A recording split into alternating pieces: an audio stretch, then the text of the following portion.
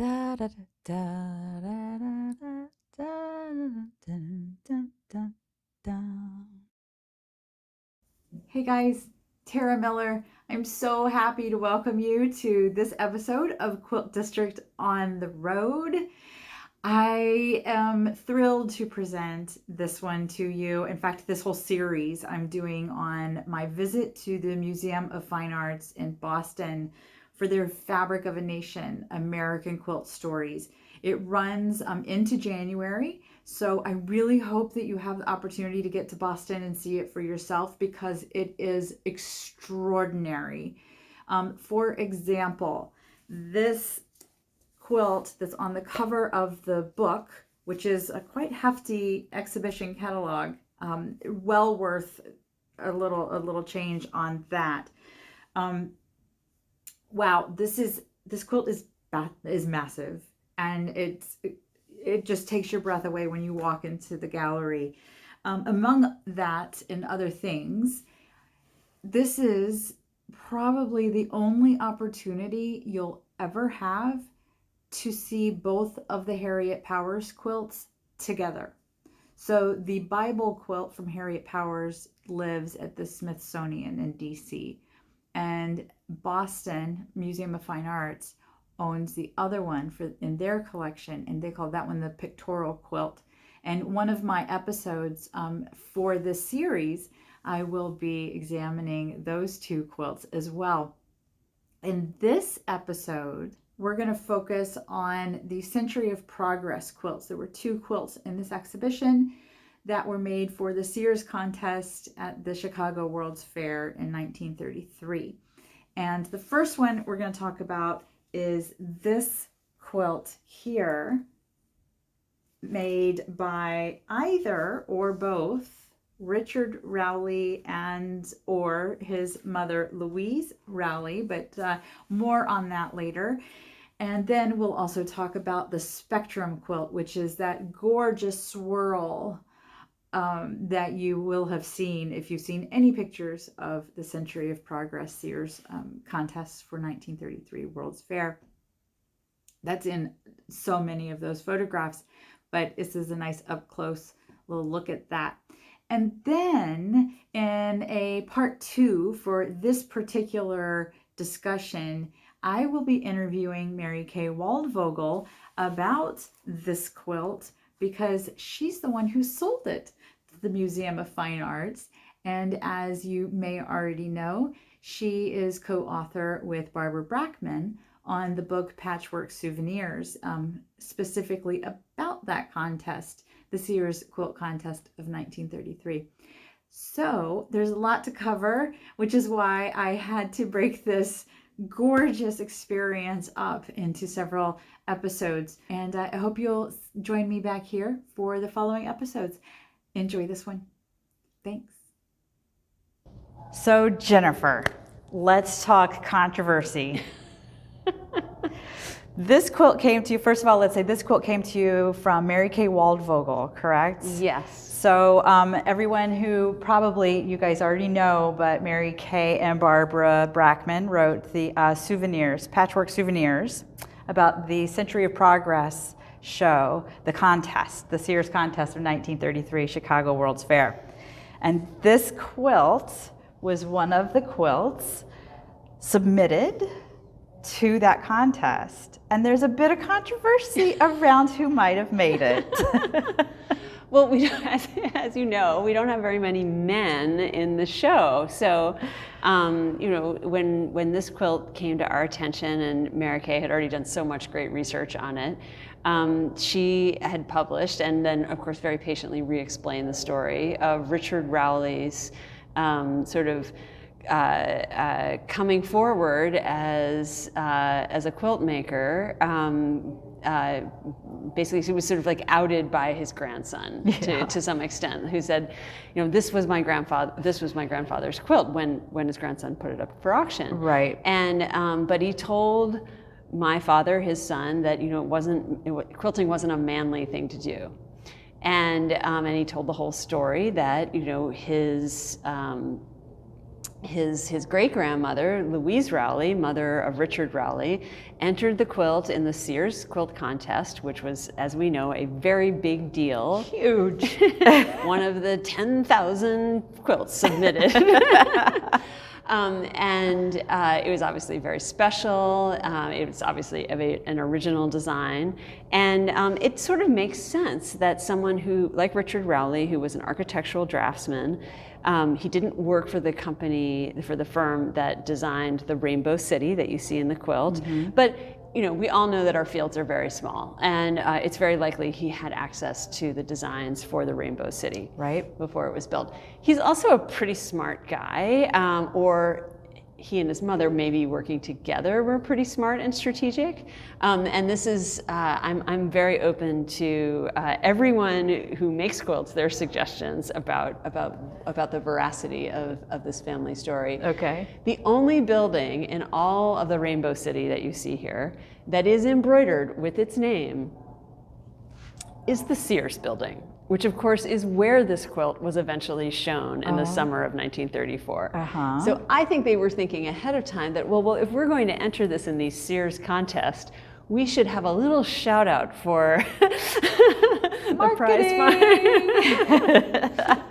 And then it's great. It has its original label, so it shows that Louise Rowley brought it to the Sears store, the flagship store in Chicago, which is it just pulls it right into its time and place. Yes.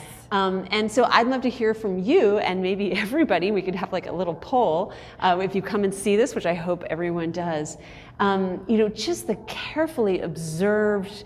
The landscaping is and all the patterns chosen, and then these like terrific patterns that are used illusionistically, like an orthographic drawing that an architect would have been able to do to create that sense of depth using very simple geometry, essentially. So anyway, I think it's a marvelous piece, but whether or not, it doesn't look like anyone's first quilt. It doesn't look like anyone's first quilt. And it's reputed that he didn't sew anything else. We don't know of anything else he might have sewn, but his mother was a quilter. So I suspect, and I wonder what Mary Kay is going to have to say about this, but I suspect that he drafted it for her, perhaps, and maybe even drafted the fabric, like the templates, perhaps, and then she might have traced those and cut the fabric and constructed it. It looks very complicated, so I would like many of the quilts in this exhibition. It could have been made in concert or in collaboration with others, because there are a lot of pieces to cut out, a lot of pieces to applique, there's extra embroidery, and then all of this is obviously hand quilted. So in a short time frame. And they had to do it pretty darn fast. They had to do a month. I think they had a month. They hardly had any time to do it. So okay, fair point. Unless she was working there are some people who were that fast, but it's very few. Very few. And too bad that we don't have some of her quilts to compare it to. But maybe Mary Kay can find some more. All right. Oh, we'll talk to Mary Kay another time about all of that. But it's executed beautifully. So it's definitely someone, like you said, it's not someone's first quilt. This is someone who has done more than just this piece. And apparently it's really fun to watch people come up and look at this quilt together who have been to Chicago and this lagoon and the Rainbow City. And I'm not sure exactly which building that still survives, because the rest of it was torn down. They extended it for another year because it was the Depression. Yeah. I believe it's either the observatory or the aquarium, or one of those two still stands in Chicago. One of these two here. So but you can see like that Louise Rowley, or perhaps Richard Rowley, embroidered the tram structure that took people across the lagoon. There aren't very many figures. There's just a little figure on the gondola. And I love the way they were able to take the water and make it into the waves, the wave pattern for the quilting. Oh, yeah. And it's also quilted A Century of Progress, 1833, Chicago, 1933. Yes, yes, to celebrate the centennial of Chicago. Right. And the colors are so alive, and it's almost hard to believe what that would have been like to go to the Rainbow City and to this fair during the Depression. Right. The colors were very deliberately chosen, and they didn't have, the buildings actually weren't built with a lot of windows so that people would just see fields of color on the outside, just like planes of color, basically. Oh, that makes, I was just talking with a group the other day about how, when you are in a depressed moment in time, you will look for bright, cheerful, not always, sometimes you want to stay in your, wallow around in your sadness, but that, you look for things to help bring you out of that and brighten your experiences. And I think that's why we see so many of those bright colors during that period too.